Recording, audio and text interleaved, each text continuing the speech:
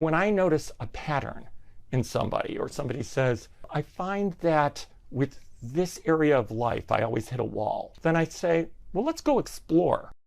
Today I sit down with Dr. Daniel Monti to explore his unique approach to integrative medicine, including a method used to treat psychological trauma known as the neuroemotional technique.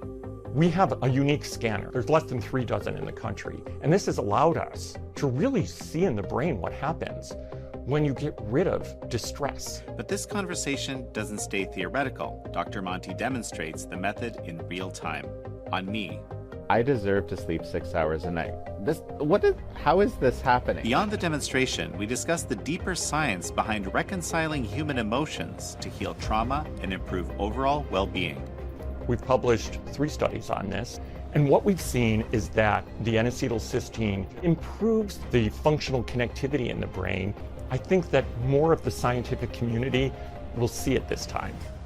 This is American Thought Leaders, and I'm Yanya Kellick. Dr. Daniel Monti, such a pleasure to have you on American Thought Leaders. So thrilled to be here with you, and an honor.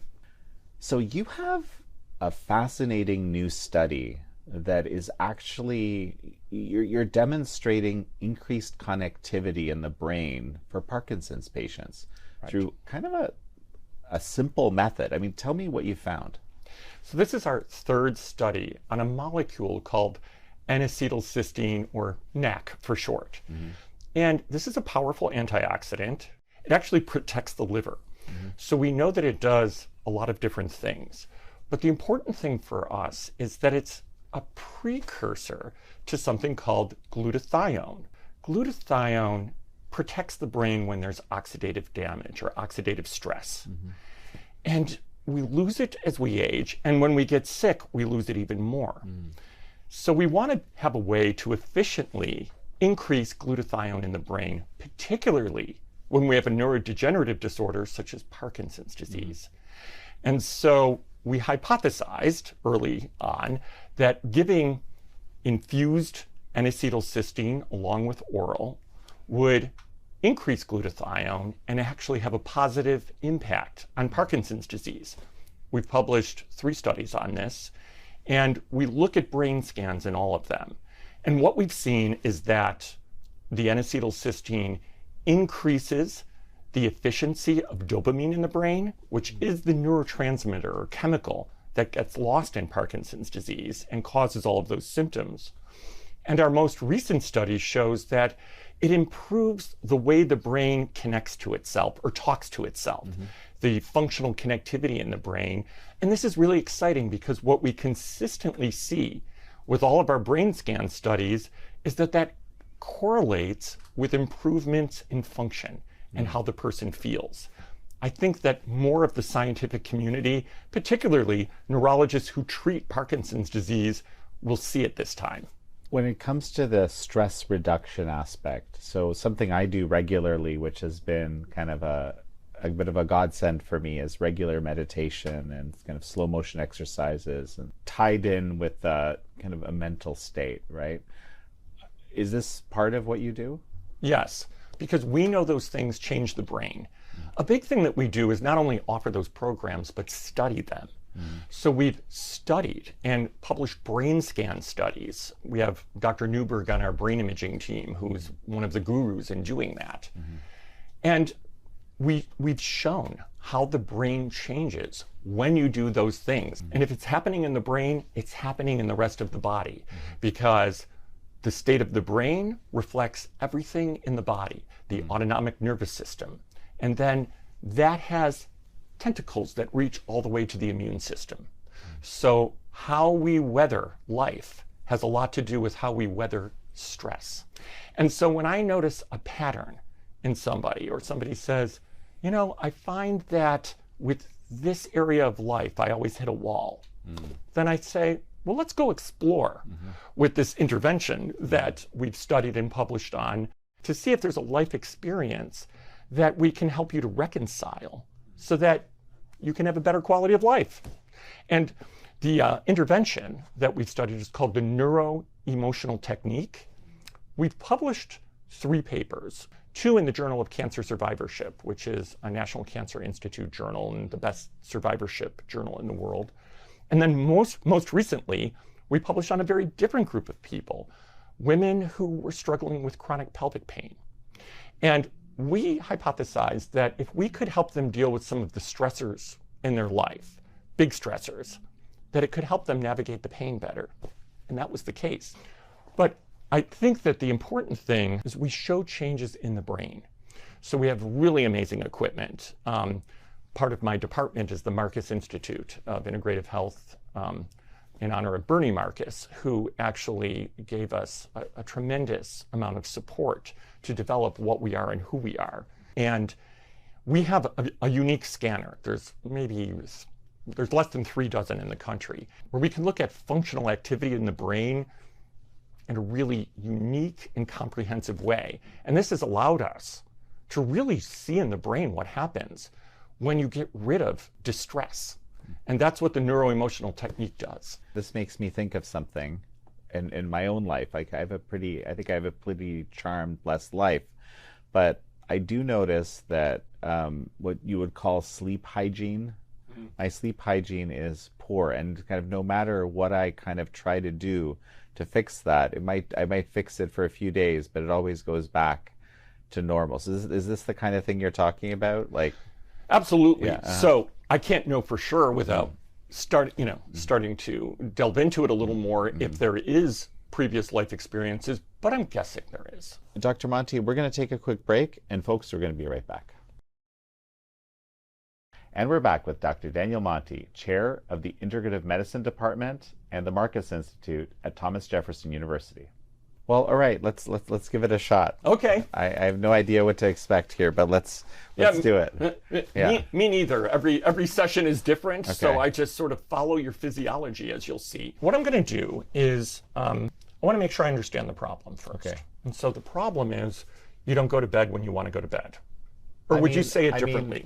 No, roughly yes. I mean, in my sort of dream world, right, I would have like just a standard amount of sleep every night. And so how many, if we could wave a magic wand and you would be doing what you want to be doing, how many hours of sleep a night would you get? I think like a good solid 6 hours a night would be, usually when I get that, I'm good to go. Yes. Yeah.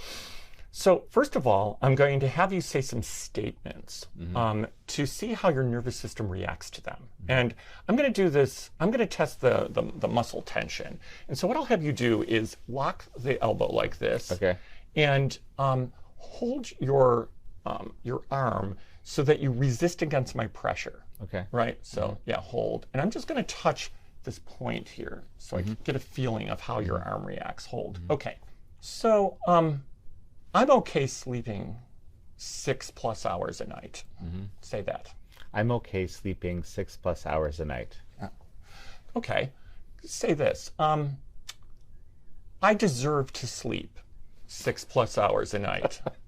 I deserve to sleep 6 hours a night. Do you notice how you have a hard time keeping it up even in the moment that you're saying it? Do you see that? Yes, I do. I feel it, right? No, and this is real. This right. It's not a setup. Right. It's weird, actually. It's just testing that, because your muscle tension changes when there's an autonomic nervous system glitch, impulse like that. So keep saying that. I deserve. I deserve to. Keep saying it for me. I deserve to sleep more than 6 hours a night. Okay. And you notice how now, when I touch this point, you can say that and it stays strong. So I know I have the right traditional Chinese medicine point here. I'm wondering, I'm kind of wondering whether you're not sort of suggesting this to be a little bit, right, as opposed to it really happening. Well, I mean, you have to forgive me. I have this kind of a structurally skeptical disposition. Yeah, I'm going to use this pinky finger, right? Okay. It's strong now, right? Yeah. Now say I deserve to sleep 6 hours a night. I deserve to sleep 6 hours. That's wild. That's okay. Say it now. Okay. I deserve to sleep. I deserve to sleep 6 hours a night.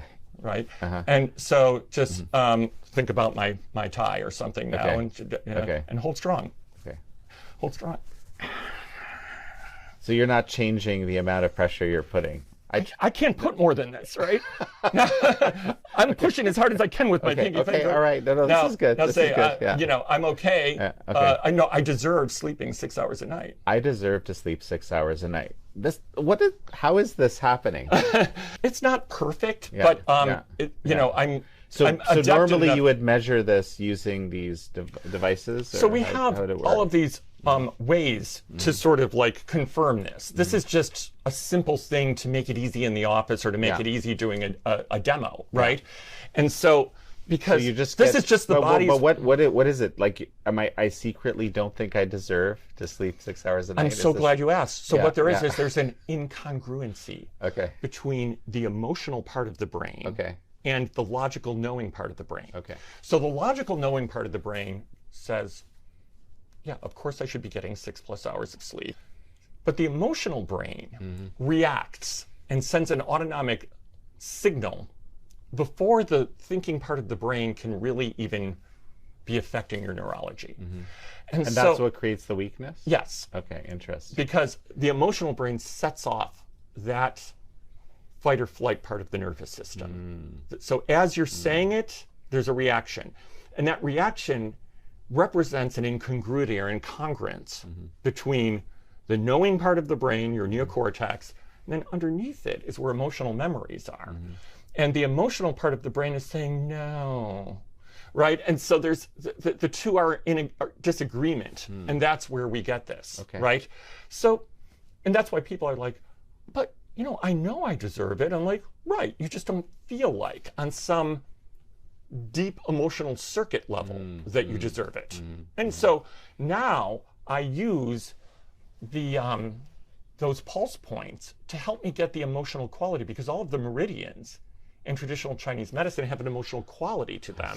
And this countered the muscle test, right? So I know that this is involved with the neurophysiology So of now what's you're going bringing on. in the traditional Chinese medicine aspect. That's right. Fascinating. Right. And so let's take it there again. So hold strong for me. And I deserve to get 6+ hours of sleep at night. I deserve to get 6+ hours of sleep. And so I know at that night. I've got this point here, right? And so this point has to do with feelings of, and I'm just going to say words to see how your physiology responds, but they all describe this conception governing vessel that this point represents. So shame, feeling less than or not enough in some way. And so the concept of feeling less than or not enough, if you let yourself sleep 6+ hours. And so let's step back and let your arm relax a little bit and talk. And how would that make sense for you? Well, what I think you're getting at, because I'm sort of studying you a little bit of and I think like what the message I'm getting from what you've been doing is that somehow I compensate for some sort of feeling of inadequacy by always sort of pushing myself to complete fatigue. Maybe that actually makes sense. I don't know. I don't feel it acutely. Right. But but it sort of clicks for you a little bit. Okay, sure. So let's try this. Yeah. Okay. Think about what you just said. Think about how that might give you some sense of inadequacy, right? Yeah. And so what is the why or because? Why does it make you inadequate to let yourself sleep the 6+ hours and not just power through? What's the why or because there? I don't know. I think it's something where I just don't feel like I'm contributing sufficiently. Okay. And so thinking about that, hold. Yeah. And so the concept of an original time where there was a feeling of less than or not enough because of not contributing sufficiently in some way. And so let's check the concept of conception to age 10 holds strong, conception to age 5 holds strong, age 6 holds strong, age 7 holds strong, age 8 holds strong. So if we go to age 8, relax your arm and think about where you were living, what you were doing, what was going on in your life at age 8, right? So I don't have a good memory of age 8. Okay, do you remember if you were in school or if you Definitely was in school. See, I have memories of, I have memories from age 5 to 6, very distinct memories. And I remember moving to the suburbs at the time. I mean, I remember I didn't like the suburb life. Yeah, what didn't you like nearly as about much. There seemed to be a requirement of a certain type of conformity that I was not, that didn't come naturally to me. Okay. What was the consequence of that? Well, just kind of being a little ostracized. Yeah. Yeah. Yeah. And so, Yeah.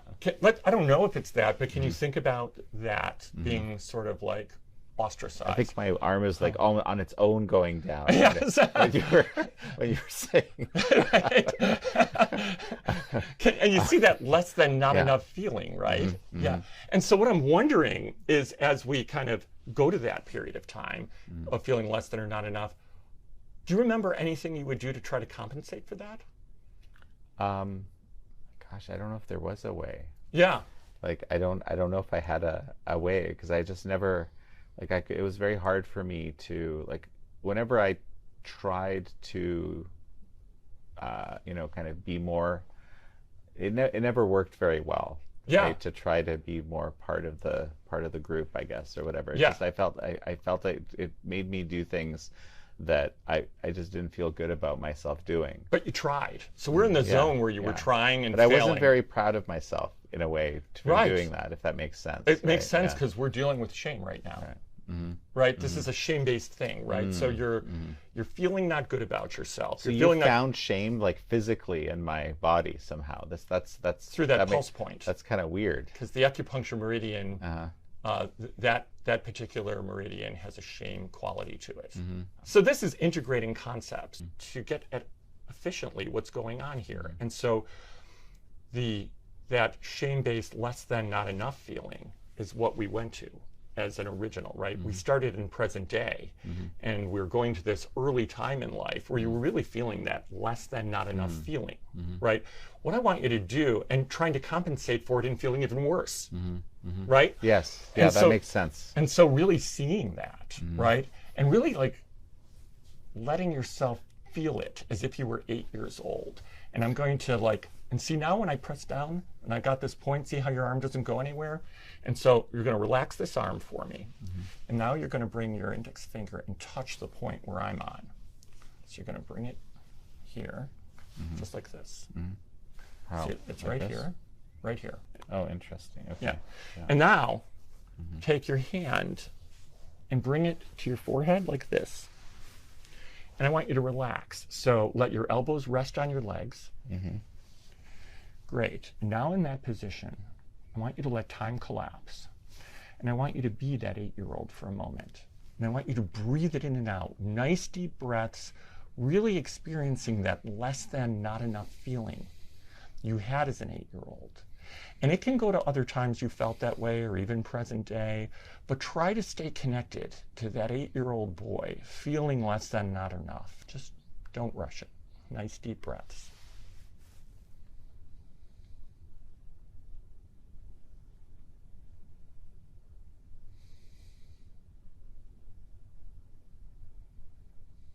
I find it hard to hold that idea. That's okay. When you feel like you can't hold it anymore, you can just sit up. Okay. You want to experience it as much as you can, and so let me see how you're doing with it. Hold and think about that time as that 8-year-old, and let's check the concept of any other emotions with it. See how it just goes. And so shame, less than not enough, humiliation. So we're going to go to another version of it. And so let's go to that 8-year-old who's feeling pretty humiliated. And just close your eyes for a moment. Do your best to connect to that humiliation as an 8-year-old. All right, and hold. And thinking about that humiliation. And so your humiliation that you weren't as good as the other kids, was that the issue? You know, I think it's something where you kind of just want to be able to be normal with everybody. You do things right, you do things wrong.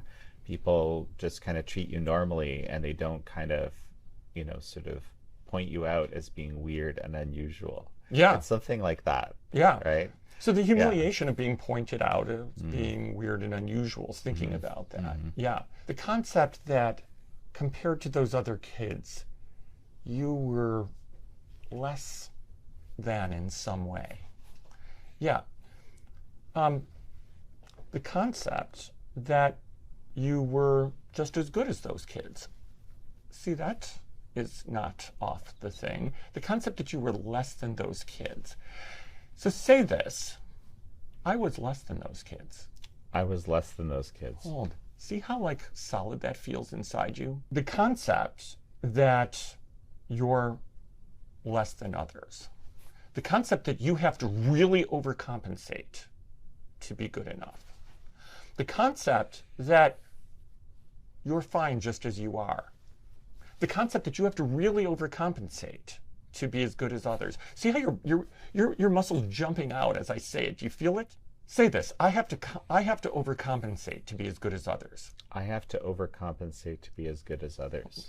And that feels very solid in your physiology. That's part of the neurophysiological imprint. Say this: I'm fine as I am without compensating. I'm fine as I am without compensating.